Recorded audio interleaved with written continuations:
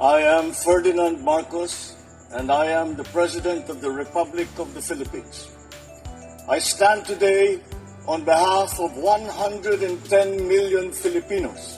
Hi everyone! Hello Universe! It's me again! Shoutout sa inyo mga kababayan. Hello sa mga Marcos Luilisan supporters. Hala kayo mga bes. Nako, ito, panibagong dagok na naman.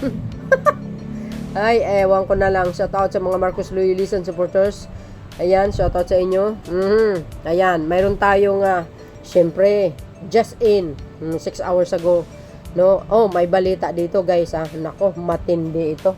Eto na naman Alam nyo itong warrant of arrest ni dating Pangulong Digong. Matunog ito before na bago siya na aresto. Sabi nga ng mga DDS sa akin, fake news daw ako. Di wow. O after a day, ayun. Totoo nga yung fake news na binalita ko.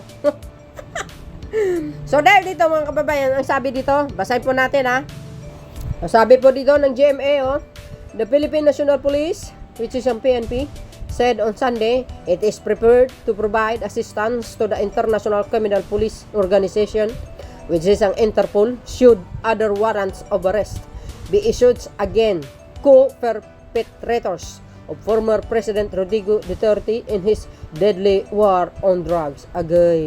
Agay, sino po ang kapalagayan nyo ang susunod sa yapak ni dating Pangulong Digong? Mga kababayan, alam nyo mga bes, sa ating mga Marcos Loyalist supporters, Filipinos and OFW, talagang sinusuporta ng gobyerno. Huwag kayo masyadong maniniwala sa mga fake news guys. Basta sa side ni dating Pangulong Digong, fake news po yan. Huwag kayo maniwala. Lagyan nyo na lang po ng emojing tae ang kanilang post, no? Lagyan nyo ng emoji na tae. Yun lang pinaka maganda doon. Ibig sabihin, hindi kayo maniniwala doon. Tuloy! Anong sabi rito guys ng GMA News? Ayan. Courtesy po ng GM News ito. PNP spokesperson Police Brigadier General Jen Pajardo disclosed no information has yet been given to them regarding the matter, but assured the PNP has a template in serving possible arrest warrants to other individuals linked to the drug war. Nako, natatakot dito si Bato guys Naloko na. Agay, delikado tayo dyan, Senator Bato. Nagwawala ka doon sa rally nyo Sinisisi mo si Pangulong Marcos Jr. Oy, ikaw ang PNP chief. Dapat sinaway mo si dating Pangulong Digong. Nagbarabara yung war on drugs niya. Ay, sus, nako Digong. Kawawang Digong, sabi ni mga netizen, mga kababayan. Ganun lang yun. Oo, sasabihin natin, matanda na, walang problema doon. Bilang Filipino citizen guys, nawa naman tayo Siyempre, kaso lang, pagdating kasi sa batas, walang edad na pinipili yan. As long as buhay ka pa, mananagot ka talaga. Diba? Huwag pa awa effect. Kumusta naman kaya yung mga namatay? Tinitira na lang nila na walang kalaban-laban. Biro nyo yun. Labag pa rin sa mata ng Diyos yan. Sa batas ng tao. Grabe. Kung pumapatay kayo, parang aso na lang. Hindi nyo malang iniisip kapwa Pilipino nyo yun. PNP ready to assist in serving possible arrest warrant versus Duterte allies involved in drug war. Ano guys ang kapalagayan nyo? March 16, 2024. Nako, wait and see sa susunod na kabanata. Anytime from now, maaaring mangyayari yan mga kababayan, sapagkat alam po natin, ito dating hitman ni Digong ay nagsalita. Isinangkot itong mga ito mga kababayan. Di lalo na si Sara Duterte. Nako mga kababayan, matindi yan. Kaya humanda-handa na ang mga taong na ito, kung sino man mga ito. Pero isa lang ang nakikita ko dito. O dalawa. Kasama din guys yung mga ibang opisyal ng mga retired police noon. Yan. Naku po, delikado ito. So ano guys ang kapalagayan nyo? Oh, syempre mga kababayan, sa ginawa ni Digong, talagang siya mismo ang naglagay sa sarili niya sa kinalalagyan niya ngayon. Wala mang sinong sisihin kundi siya. Huwag nyo isisi sa iba na hindi nila gawa yun. No? Oh, ngayon lahat ng sisi kay PBBM. Pati sa confidential fund kay PBBM sisisi. Kay Kibuloy pag-aresto kay PBBM isisisi. Lahat ng problema nila kay PBBM isisi. Wow, galing. Napaka-perfecto yung tao. Wala kayong pagkakamali. Hindi kayo nangungurakot. Wow. Sabi ni Sarah, darating na ng araw.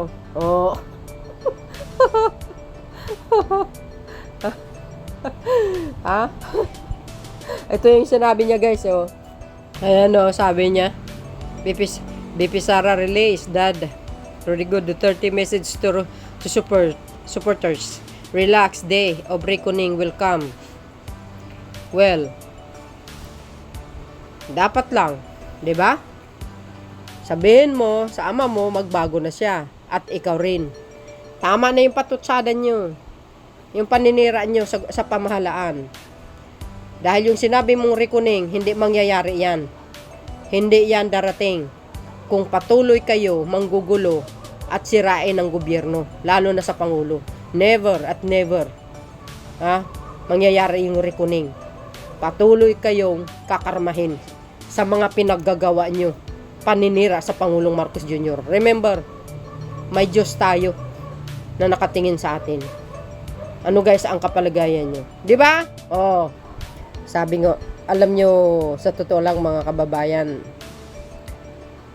pag nagbabasa kayo ng Biblia, malalaman nyo rin talaga doon ang katotohanan.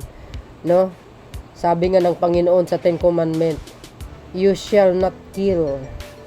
Sabi niyan, number 5 po yon sa Ten Commandments. Ano?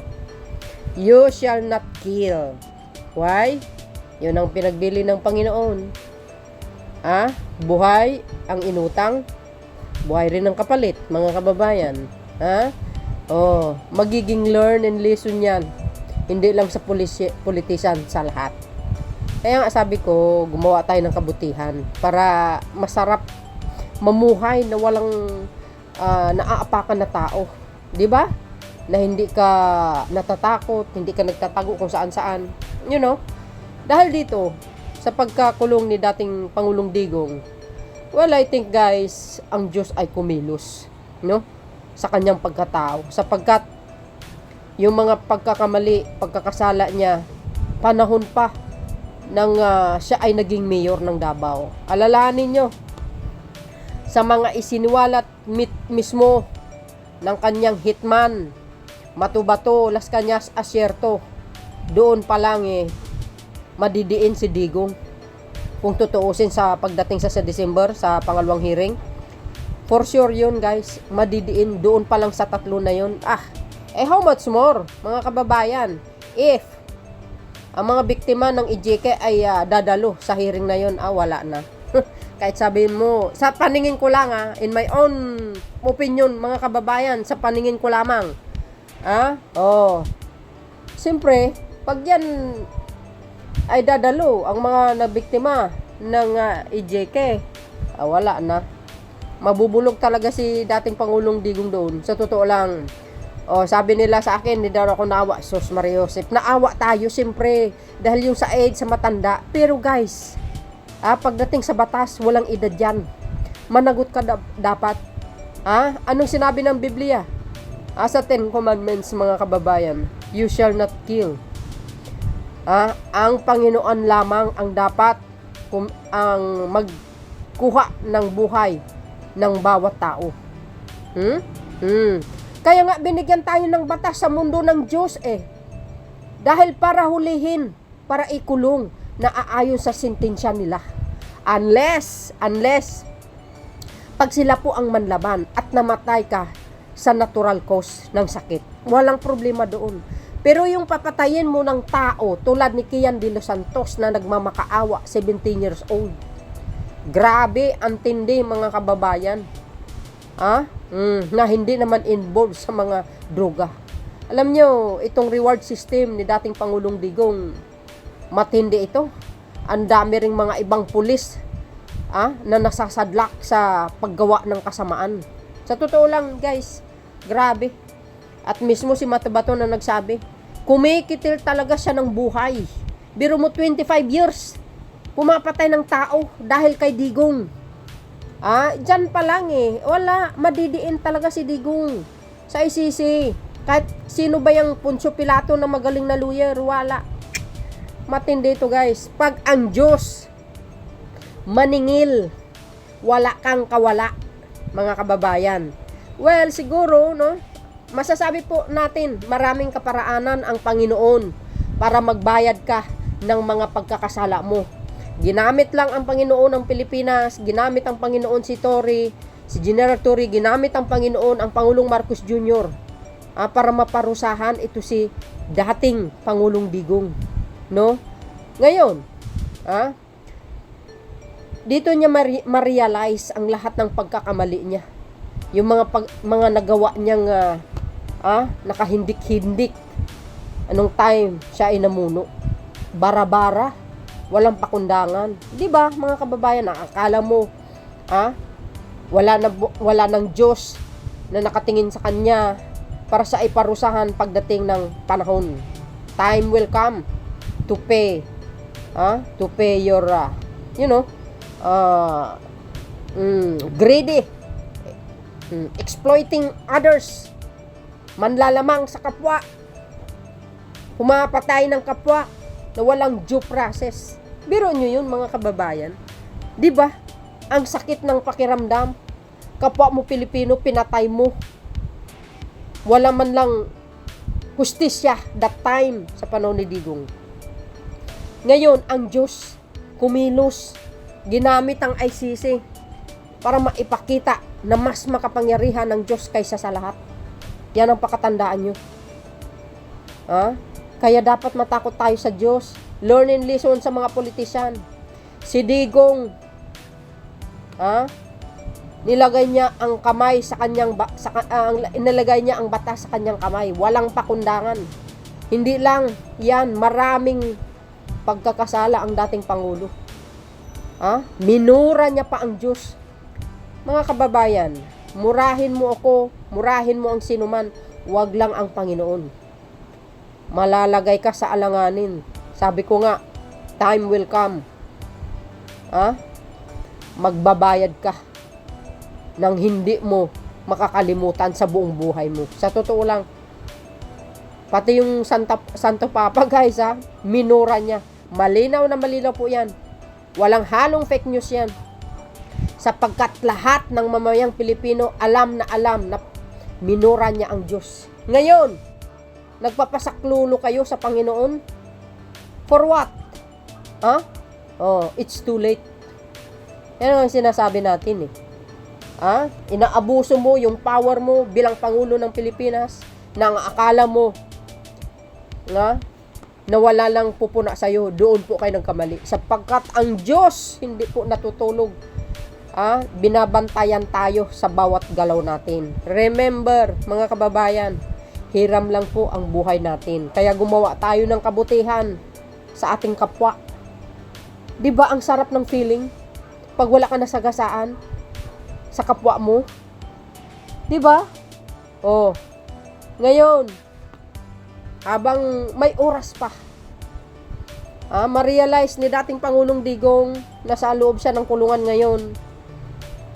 I hope, pagsisihin niya lahat, humingi ng kapatawaran sa Diyos bago man lang siya pumanaw sa mundong ito. Before it's too late, mga kababayan. Sabi nga ng Panginoon sa Isaiah 1:18, mga bes, magbalik loob lang kayo kahit gaano ka kadumi. Handa ka patawarin ng Panginoon, gagawin niya na busilak ang iyong puso. Kalimutan ng lahat ng iyong mga nagawang pagkakasala. Pag ikaw ay bumalik sa Panginoon, humingi ng kapatawaran. Ngayon pa lang guys, dapat maisip na ni dating Pangulong Digong, humingi siya ng kapatawaran sa Diyos sa lahat ng mga ginawa niya.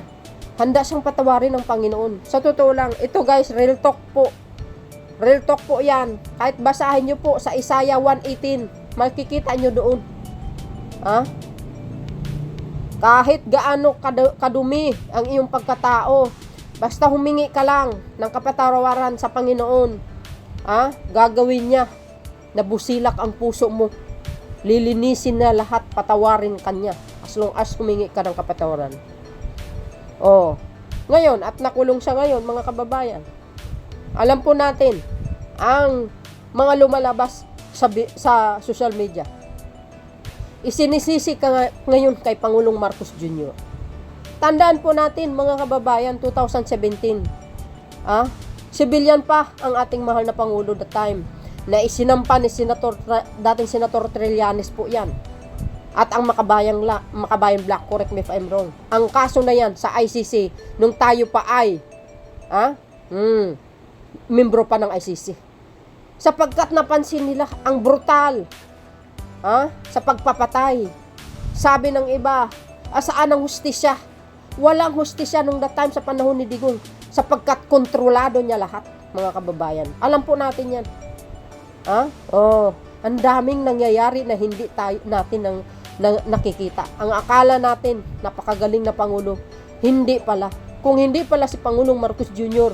ang upo, hindi po nabubunyag ang lahat ng mga kabalbalan na nangyari. Remember guys, may kasabihan, walang usok na hindi uusok. Walang sikreto na hindi nabubunyag. Pakatandaan nyo yan. Ngayon, maraming mga anomalya na nakikita natin sa pamumuno ni Pangulong Marcos Jr. Nung dating administrasyon. Sa kanya lahat ng isisi. Pero nagkakamali kayo. Yung mga patutsada, mga lumang tugtugin na yan, yung mga paawa effect nyo sa social media, lumang tugtugin yan, mga kababayan. Hindi na po kakatigan yan, sapagkat ang Diyos gumagawa ng kaparaanan na hindi dapat paniwalaan. Although maraming fake news na malabas, mananaig pa rin ang katotohanan, sapagkat walang gumagawa ng kasamaan sa gumawa ng kabutihan. Hindi mananaig ang gumawa ng kasamaan sa gumawa ng kabutihan. So dahil dyan at nakulong, mga kababayan, sa ICC, maraming mga nagsilipan ng mga fake news. Kailangan natin labanan. Kailangan po natin labanan yan. Di ba? Lalo na ngayon, mga DDS, agay, grabe. Matindi sila magpapakalat ng fake news. Well, ang maniniwala lang naman doon yung kaya nilang utuin. Mga DDS, pero majority ng Pilipino, hindi na naniniwala dyan, mga kababayan. So dahil dyan, binabanatan nila ang Pangulo, kung ano nung mga paninira. Sa social media ang ginagawa nila. Pero sinasabi ko sa inyo, hindi po kakakatigan ng majority yan. Dahil alam po natin, walang kasalanan ang Pangulo. Ginagawa niya lang yung trabaho niya bilang membro ng Interpol, hindi membro ng ICC. Nakikipag-cooperate lang tayo para mahuli ang dating Pangulong Digong. Ngayon, ano po ang basehan para sabihin nyo BBM resign? For what? Matapos nyong alipustain, bastusin, alimurain sa social media, pagbintangin, pulburin, bangag, weak. Hindi siya magaling mamuno, binabantaan nyo, napapatayin siya. Ang pamilya niya, hukayin ng kanyang ama, itapon sa West Philippine Sea. Do you think palagpasin ng Pangulo? No! Anong sinabi niya? Papalagin ko yan.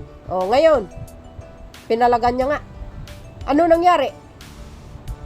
Nasaan ngayon si dating Pangulong Digong? Nandoon.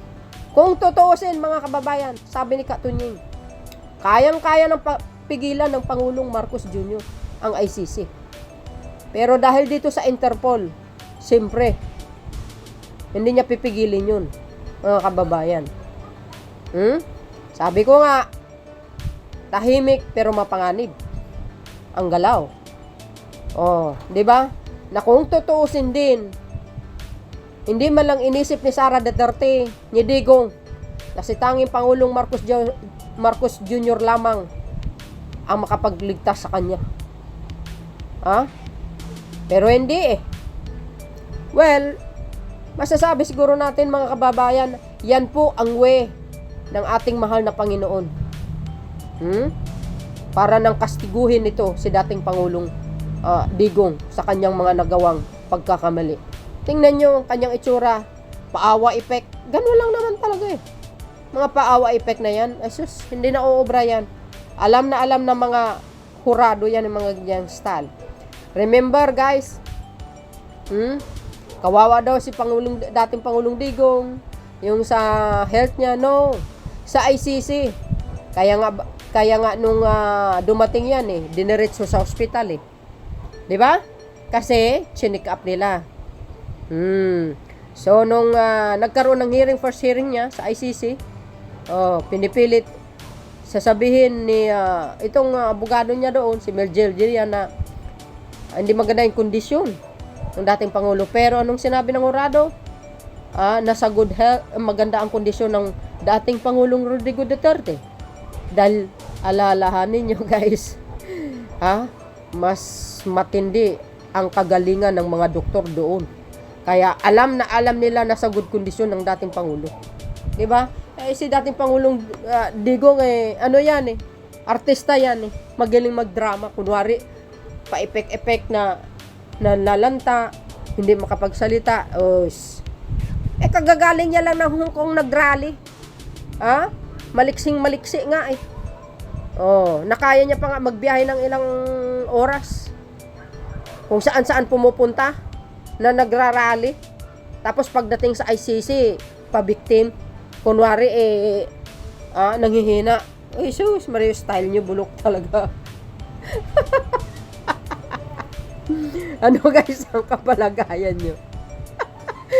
Ay, nako, naloko na mga bes, So yun guys, yan lang ang aking saloobin. Sana po hinihiling ko lamang ang prayers natin para sa ating mahal na Pangulong Marcos Jr. sa kanyang protection and safety everyday sa bawat lakad niya. Mr. President, doble ingat po kayo kasi masyadong mainit ngayon ang mga dutais. Alam nyo guys, ang pananaw ko din sa totoo lang, kung hindi sila maglikha na plano ng destabilization, kasi yung distab nila hindi ano yan eh, hindi uobra. Yung ngayon, yung paawa effect nila, na kunwari magrarally sila, yung iba ini-edit, kunyari na marami, kinukuha nila ang simpansya ng Pilipino. So I really wish, pag-pray po natin, kumakampi tayo sa kung ano ang tama.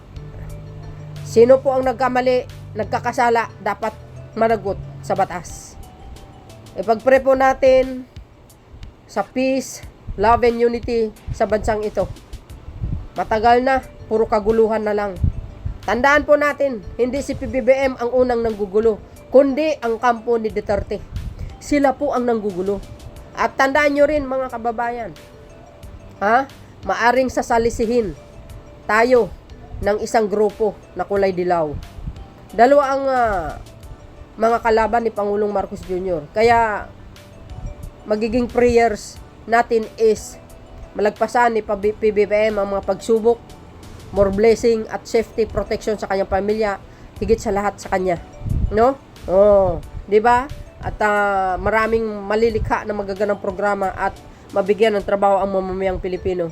So yun lang mga kababayan, ang aking saloobin. See you again on my next upload video.